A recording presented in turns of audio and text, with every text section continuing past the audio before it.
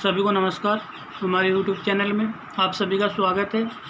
और आज की हमारी class animal breeding and genetics की है और हम पढ़ रहे थे सेक्स लिमिटेड ट्रेड्स या लिंग सीमित लक्षणों के उदाहरण। और आज हमारा पहला उदाहरण है इसके अंतर्गत कि पुरुषों में दाढ़ी मूंछ का आना ये क्यों होता है।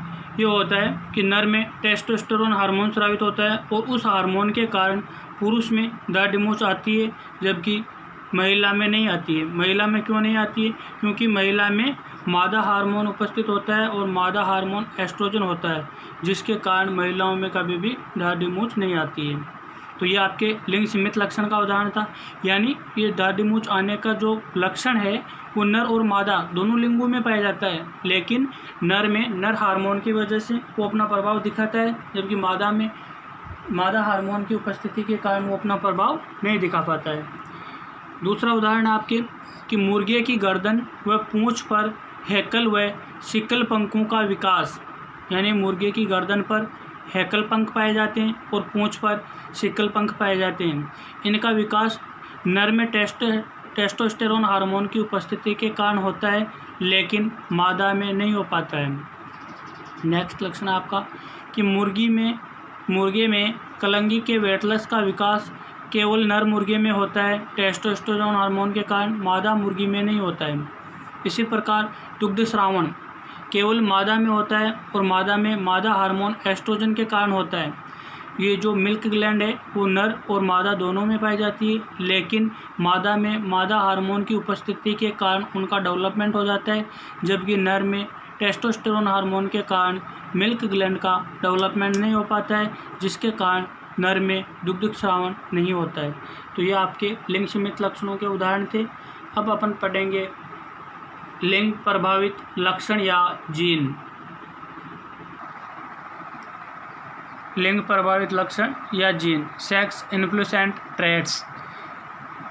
लिंग प्रभावित लक्षणों की जीन है वो भी ऑटोसोम पर स्थित होती है और इसके जीन नर और मादा दोनों लिंगों में उपस्थित होते हैं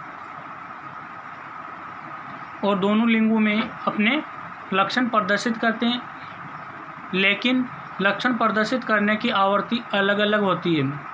यानी कि जो लिंग प्रभावित लक्षण है वो ऑटोसोम पर स्थित होते हैं और ऑटोसोम नर और मादा दोनों में उपस्थित होते हैं। तो लिंग प्रभावित लक्षणों की जीन है वो नर और मादा दोनों लिंगों में उपस्थित होती है और दोनों लिंगों में ही अपने लक्षण प्रदर्शित करती है, लेकिन उन लक्षणों को प्रदर्शित करने की आवृत्ति है जो अलग अलग होती है। वो किस प्रकार होती है? यदि दोनों जीन समान शुद्ध है, वो चाहे कैपिटल बी है चाहे स्मॉल बी है, यानी कैपिटल टी है चाहे स्मॉल टी है, समान शुद्ध है तो नर या मादा दोनों संतति में समान लक्षण दिखाई देंगे। अगर दोनों जीन समान है तो दोनों लिंग में एक जैसे लक्षण दिखाई देंगे, लेकिन यदि असमान है या कैपिटल बी स्मॉल बी है तो कैपिटल बी नर संतति में तो प्रभावी होता है नर हार्मोन के कारण, लेकिन ये कैपिटल बी मादा संतति में अप्रभावी होगा। जैसे एग्जाम्पल देखते हैं अपन इसमें कि बाल्डनेस पैटर्न पुरुषों में प्रभावी होता है जबकि स्त्रियों में अप्रभावी होता है। यानी जो नर है वो गंजा हो सकता है, लेकिन मादा में गंजापन नहीं होता है। हाँ, इतना हो सकता है कि मादा में सिर पे बाल कम हो सकते हैं, लेकिन ऐसा कभी नहीं होता है कि सिर पर एक भी बाल नहीं है। वो कोई जन्म के पश्चात बीमारी हो जाए वो अलग चीज़ है। बाकी ये जो बाल्डनेस पैटर्न है वो पुरुषों में देखने को मिलता है। दूसरा एग्जाम्पल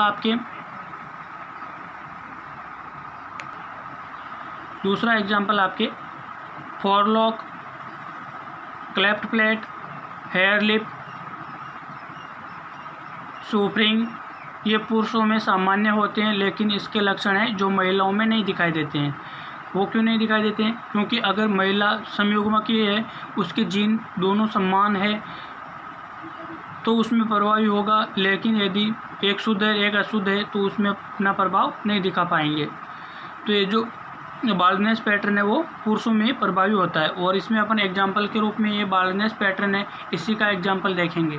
तो नेक्स्ट एग्जाम्पल देखते हैं इसका विस्तृत रूप से, और इस एग्जाम्पल को अपन मनुष्य के संबंध में देखते हैं। मनुष्य में गंजापन, ये मनुष्य में गंजापन है और ये बाल्डनेस पैटर्न है ना। इसकी जीनोटाइप देखते हैं अपन कि जीनोटाइप जीनी संरचना कैसी है। Capital B capital B, capital B small B और स्मॉल बी स्मॉल बी। ये नर है, ये मादा है। अगर नर और मादा दोनों का जीनोटाइप कैपिटल बी है यानी समान शुद्ध है तो ये दोनों में प्रभावी होगा, दोनों बाल्ड होंगे। बाल्ड का मतलब होता है बाल रहित, दोनों बाल रहित होंगे अर्थात गंजे होंगे। दूसरा है कैपिटल बी स्मॉल बी, तो ये कैपिटल बी है जो मेल में तो अपना प्रभाव दिखाता है लेकिन फीमेल में अपना प्रभाव नहीं दिखा पाता है। तो नॉन बाल्ड का मतलब वो ये कि बाल रहित, और नॉन बाल्ड का मतलब है बाल युक्त। यानी अगर किसी मादा में कैपिटल बी स्मॉल बी लिंग प्रभावित लक्षण उपस्थित है तो वो मादा बाल युक्त होगी जबकि वो नर बाल रहित होगा। इसी प्रकार स्मॉल बी है तो ये इस कैपिटल बी का मतलब होता है इसमें बाल्ड जीन है यानी बाल युक्त बाल रहित जीन है, और स्मॉल बी का मतलब है नॉन बाल्ड यानी बाल युक्त जीन है। अगर नर और मादा दोनों में स्मॉल बी है तो दोनों ही बाल युक्त होंगे। तो कैपिटल बी जीन है वो आपके बाल्ड यानी बाल रहित स्थिति की जीन है, जबकि स्मॉल बी नॉन बाल्ड यानी बाल युक्त स्थिति की जीन है।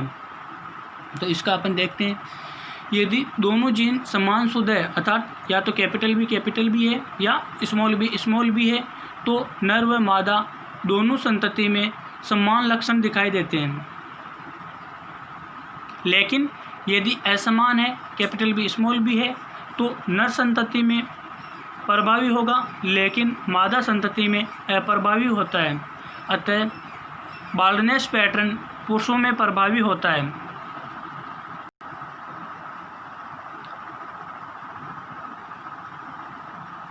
जबकि स्त्रियों में अप्रभावी होता है।